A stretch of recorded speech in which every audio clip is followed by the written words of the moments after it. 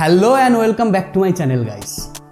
Last ভিডিওতে আমি তোমাদেরকে দেখিয়েছিলাম তোমরা কম্পিউটারের মাধ্যমে কি করে থাম্বনেল বানাবে, আর আজকের ভিডিওতে আমি তোমাদেরকে দেখাবো তোমরা মোবাইলের মাধ্যমে কি করে থাম্বনেল বানাবে। তো তোমরা যদি লাস্ট ভিডিওটা না দেখে থাকো তাহলে ওপরের দেখানো আই বাটনে ক্লিক করে ভিডিওটাকে এক্ষুনি দেখে নিতে পারো।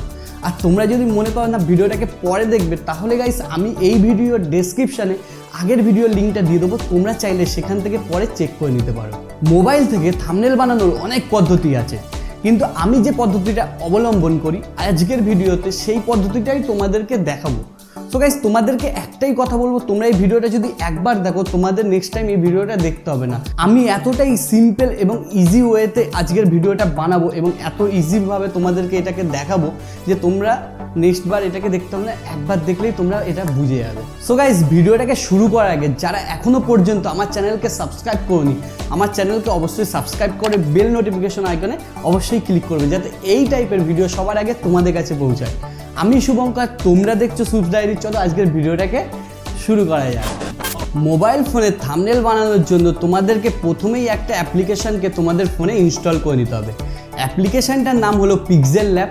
এটাকে তোমরা প্লে স্টোরে গিয়ে সার্চ করলেই পেয়ে যাবে। সেখান থেকে এটাকে ইনস্টল করার পরে এটাকে ওপেন করে নেবে। ওপেন করার পরে পিক্সেল ল্যাবের ইন্টারফেসটা ঠিক এই টাইপের দেখতে হবে। এখানে দেখো মিডিলে লেখা রয়েছে নিউ টেক্সট। নিউ টেক্সট যখন এখানে লেখা রয়েছে এটাকে ডিলিট করার জন্য লেফট সাইডে ডিলিটের অপশান ক্লিক করবে এবং ওকে করে দিলে এটা ডিলিট হয়ে যাবে। তারপরে গাইস আমি এখানে কি করব, ইমেজ সাইজটাকে চেঞ্জ করব। ইমেজ সাইজ চেঞ্জ করার জন্য রাইট সাইডে 3 ডটে ক্লিক করব এবং ইমেজ সাইজে ক্লিক করব, দেন কাস্টমে ক্লিক করব এবং ইউটিউব থাম্বনেলে ক্লিক করে দেবো। তারপরে আমি এটাকে ওকে করে দেবো। তো দেখো এখন আমার ইমেজ সাইজটা চেঞ্জ হয়ে গেছে। এবার ব্যাকগ্রাউন্ড চেঞ্জ করার জন্য আমি রাইট সাইডেই একদম নিচে চলে আসব এবং 4 নম্বর অপশানে ক্লিক করব। সেখান থেকে আমি ওপরে কালার অপশানে ক্লিক করব এবং এখান থেকে আমার ইচ্ছা মতো কালারকে আমি আমার ব্যাকগ্রাউন্ডে সিলেক্ট করে দেবো। ব্যাকগ্রাউন্ড সিলেক্ট হয়ে যাওয়ার পরে আমি এবার এখানে আমার একটা পিএনজি ইমেজ বা ব্যাকগ্রাউন্ড রিমুভাল ইমেজকে এখানে ইউজ করব। তার জন্য আমাকে কি করতে হবে, এগেন রাইট সাইডে যেতে হবে এবং 3 নম্বর অপশানে ক্লিক করতে হবে। সেখান থেকে ইম্পোর্ট অপশানে ক্লিক করতে হবে এবং আমি যে পিকচারটা এখানে ইউজ করতে চাই সেই পিকচারটাকে এখানে নিয়ে নিতে হবে। পিকচারটাকে নিয়ে নেওয়ার পরে এবং এটাকে নিজের পজিশন মতো বসানোর পরে আমাকে কি করতে হবে, এগেন স্ট্রোক অপশানে ক্লিক করতে হবে এবং এটাকে এনেবেল করে দিতে হবে। তার ফলে দেখো আমার চার সাইডে একটা স্ট্রোক পড়েছে এবং এটার আমি হোয়াইটটাকেও বাড়িয়ে দেবো, 2 থেকে এটাকে আমি 4 করে দেবো। তো তোমরা দেখতে পাচ্ছ এখন আমি একখানা ইমেজকে বসিয়েছি যার চারিদিকে স্ট্রোক আছে এবং এটা আমার ইমেজটাকে আরও হাইলাইট করছে। এবার আমি কি করব, এবার আমি এখানে টেক্সট অ্যাড করব। টেক্সট অ্যাড করার জন্য আমাকে কি করতে হবে, এগেন রাইট সাইডে যেতে হবে এবং নিচে আসা মেনু অপশানগুলোর মধ্যে সেকেন্ড অপশানকে সিলেক্ট করতে হবে, যেটা লেখা থাকবে এ বলে, সেখানে সিলেক্ট করে ওখান থেকে আমি টেক্সট অ্যাড করব। তো গাইস টেক্সট অ্যাড করার জন্য ওপরে টেক্সট অপশানে ক্লিক করবে এবং সেখানে এডিট অপশানে ক্লিক করবে। করার পরে তুমি যে টেক্সট এখানে অ্যাড করতে চাও সেই টেক্সটগুলো এখানে অ্যাড করবে। তো গাইস আমি এখন টেক্সটগুলো অ্যাড করে নিচ্ছি, তোমরা একবার এটাকে দেখে নাও। তো তোমরা দেখতে পাচ্ছ আমি এখানে লিখেছি প্রফেশনাল থাম্বনেল, কিন্তু লেখাটা এখনও পর্যন্ত প্রফেশনালই লাগছে না। তো এটাকে আরও অ্যাট্রাকটিভ করার জন্য ভিউয়ারদের কাছে আমাকে কি করতে হবে, আমি এগেন টেক্সটে ক্লিক করব এবং একটু স্ক্রল ডাউন করে নিচে চলে আসব, যেখান থেকে আমি এর সাইজটাকে চেঞ্জ করব। তো সাইজ চেঞ্জ করার জন্য আমি সাইজে ক্লিক করব এবং এখান থেকে আমার পছন্দ মতো সাইজটাকে আমি চুজ করে নেব। সাইজ চেঞ্জ করার পরে আমি এবার এটার কালার চেঞ্জ করতে চাই। তো কালার চেঞ্জ করতে গেলে আমাকে কি করতে হবে, কালার চেঞ্জ করতে গেলে আমাকে সেকেন্ড অপশান কালারে ক্লিক করতে হবে এবং আমার পছন্দ মতো কালার এখানে আমি চুজ করে নেবো। তো গাইজ আমি এই কালারটাকে এখন ব্ল্যাক রাখবো। তো গাইজ আমি এই কালারটাকে এখন এখানে ব্ল্যাক রেখেছি, যার জন্য তোমরা এখন লেখাটাকে দেখতে পাচ্ছ না। তো আমাকে এখন কি করতে হবে, আমি এবার এর ব্যাকগ্রাউন্ডটাকে চেঞ্জ করব। ব্যাকগ্রাউন্ড চেঞ্জ করার জন্য ব্যাকগ্রাউন্ডে ক্লিক করব এবং এটাকে এনাবেল করব। তারপরে আমি ব্যাকগ্রাউন্ডের যে কালারটাকে এখান থেকে নিতে চাই সেই কালারটাকে আমি এখান থেকে নিয়ে নেব। তো দেখো তোমরা এখানে দেখতে পাচ্ছ আমার প্রফেশনাল লেখাটা আগের থেকে অনেক বেশি হাইলাইট হয়েছে, কিন্তু এটাকে আমি আরও অ্যাট্রাকটিভ করতে চাই। তার জন্য আমি কি টেক্সটে ক্লিক করব এবং নিচে চলে আসব। এখানে একটা অপশান রয়েছে, অপশানটার নাম হলো স্ট্রোক। স্ট্রোকে ক্লিক করব এবং এটাকে এনাবেল করে দেবো। স্ট্রোক করার পরে আমি কি করব, আমি এখন এই লেখার ফন্ট চেঞ্জ করতে চাই, তো আমি এখানে ফন্টে ক্লিক করব এবং আমার পছন্দ মতো ফন্টকে আমি এখানে চুজ করে নেব। তো তোমরা এখন দেখো আমার প্রফেশনাল লেখাটা আগের থেকে এখন অনেক বেশি অ্যাট্রাকটিভ লাগছে, যেখানে নিজের থাম্বনেল লেখাটাকে কোনো রকম লাগছে। তো এবার আমি ওই থাম্বনেল লেখাটাকেও সেম প্রসেসে চেঞ্জ করে নেবো। তো তোমরা দেখতে পাচ্ছ আমার প্রফেশনাল থাম্বনেল লেখাটা এখন এখানে কমপ্লিট হয়ে গেছে এবং এটা আগের থেকে অনেক বেশি অ্যাট্রাকটিভ হয়েছে।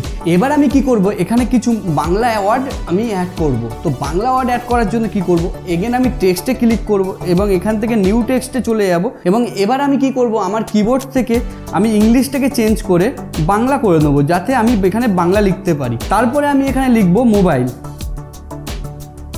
মোবাইল লেখার পরে এগেন এখানে আমি কিছু সেম প্রসেস অ্যাপ্লাই করব, যেমন সাইজ বাড়ানো, কালার দেওয়া এবং এর স্ট্রোক এনেবল করা। তাছাড়াও গাইস আমি এখানে একটু ফন্টও চেঞ্জ করব। তো তোমাদেরকে আমি বলি কি কি করছি, তো তোমরা এক মাথা থেকে দেখো আমি কি কি করছি। প্রথমে আমি কি করব, এর সাইজটাকে আমি এখান থেকে চেঞ্জ করে নেব। করে নেওয়ার পরে আমি কি করব, ফন্টে চলে যাব।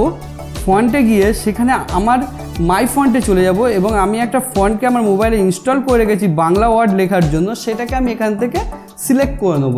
তারপরে আমি কি করব, আমি স্ট্রোকে চলে যাব এবং স্ট্রোকটাকে এনেবেল করব, করে এটাকে হালকা বাড়িয়ে দেবো। দেন কি করব, শ্যাডোতে ক্লিক করব এবং শ্যাডোটাকে এনেবেল করে দেবো। তারপরে আমি এই লেখাটার কালারটাকে চেঞ্জ করে দেবো। কালারটাকে চেঞ্জ করার জন্য আমি কালারে ক্লিক করব এবং এর কালারটাকে আমি আমার পছন্দ মতো করে দেবো। তো এখন দেখতে পাচ্ছ তোমরা আমার থাম্বনেলটা অনেকটা রেডি হয়ে গেছে, যেখানে আমি একটা ফটো অ্যাড করেছি এবং এখানে লিখে দিয়েছি প্রফেশনাল থাম্বনেল মোবাইল দিয়ে। তাও আমার থাম্বনেলটা এখনও অসম্পূর্ণ। কেন অসম্পূর্ণ গাইস, ওপরে আমি একটা সিম্বল অ্যাড করতে চাই, যে সিম্বলটা হলো ইউটিউবের সিম্বল। তো তোমরা ইউটিউবের পিএনজি সিম্বল কোথা থেকে পাবে, তোমরা সিম্পলি চলে যাবে গুগলে, সেখানে গিয়ে লিখবে ইউটিউব পিএনজি।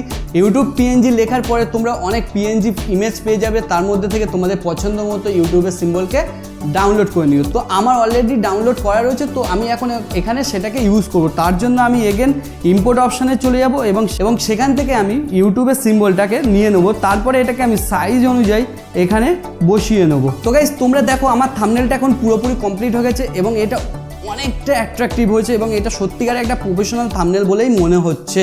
থাম্বনেলটা রেডি হয়ে যাবার পরে তোমরা উপরে সেভের অপশান পাবে, সেখানে ক্লিক করবে এবং সেভ অ্যাজ প্রজেক্ট করবে কিংবা সেভ অ্যাজ ইমেজ করবে। তো তোমরা আমি বলবো সেভ অ্যাজ ইমেজ করবে এবং সেখানে সেভ অ্যাজ ইমেজে ক্লিক করার পরে তোমরা জেপিজি ফরম্যাটটাকে চেঞ্জ করে পিএনজি করে দেবে এবং এটাকে সেভ টু গ্যালারি করে দেবে। সো গাইস তোমরা দেখলে কি করে মোবাইলের সাহায্যে থাম্বনেল বানাতে হয়। যদি ভিডিওটা তোমাদের ভালো লেগে থাকে এবং তোমাদের মনে হয় না ভিডিওটা একটু হলে হেল্পফুল আছে, তাহলে অবশ্যই লাইক করো, শেয়ার করো আর আমাকে কমেন্ট করে তোমাদের মতামত আমার কমেন্ট বক্সে জানাও। যারা এখনও পর্যন্ত আমার চ্যানেলকে সাবস্ক্রাইব করোনি তারা অবশ্যই আমার চ্যানেলকে সাবস্ক্রাইব করো আর বেল নোটিফিকেশন আইকনকে অবশ্যই ক্লিক করবে, যাতে এই টাইপের ভিডিও সবার আগে তোমাদের কাছে পৌঁছায়। সো গাইস আজকে এই পর্যন্ত, আবার দেখা হবে তোমাদের সাথে নেক্সট ভিডিওতে। নতুন কোনো একটা টপিক্সের উপরে আলোচনা করব সেই ভিডিওতে। ততক্ষণের জন্য টাটা।